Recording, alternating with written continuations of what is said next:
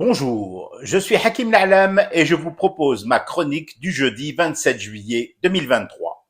Elle s'intitule Le plaid miteux et décousu du renoncement républicain. J'évoquais ici même, dans ma chronique d'hier mercredi, la disparition des spots radio et télé de sensibilisation et de vulgarisation. Et, quitte à fatiguer un peu les jeunes avec mes flashbacks, je racontais comment, enfant, je regardais sur l'unique des clips montrant avec force image et explication les dangers, par exemple, d'une bouteille abandonnée en forêt. Je me permets d'y revenir aujourd'hui, et pas qu'en rapport avec les drames des incendies. Non, c'est cette disparition des messages d'utilité publique qui m'interpelle. Pourquoi allais-je?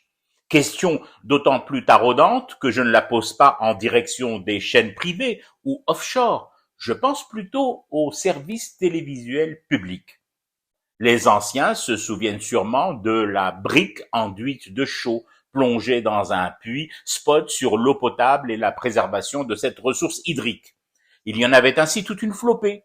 Les clips sur la circulation routière et l'attention apportée aux piétons, notamment à la sortie des écoles, ou encore les messages sur la conservation de certains aliments en période de forte chaleur. Enfin, vous l'aurez compris, ça existait. Ça n'existe plus ou pratiquement plus. Attention, qu'on ne se méprenne pas sur mon propos. Je ne souhaite pas que ces spots soient reproduits un demi-siècle après à l'identique, dans l'exacte forme d'antan. Bien évidemment que non. Les techniques ont changé, les modes opératoires ont évolué, les moyens et supports de communication ont été révolutionnés, et les publics, eux aussi, ont mué. Mais partout ailleurs, dans un tas de coins du monde, dotés de télévision et de radio et de micro-ordinateurs, ces spots sont produits aujourd'hui encore. Tenez, j'en regardais un hier sur une chaîne publique française. Il avait et a toujours pour sujet l'obligation du port de la ceinture de sécurité à l'avant et à l'arrière du véhicule.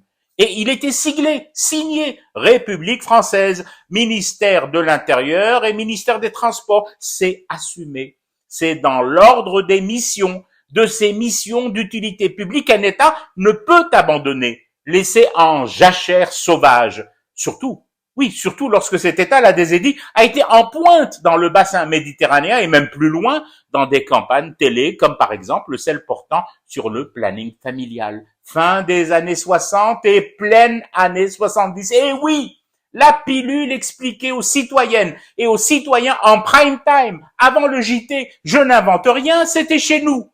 Alors, au bout du bout de ces petits renoncements à la mission d'ordre public, ordre pas dans le sens répressif, mais pédagogique s'entend, nous avons de nos mains calamiteuses cousu le plaid du renoncement républicain. Oui, juste deux questions pour s'en convaincre, à titre illustratif, Bark.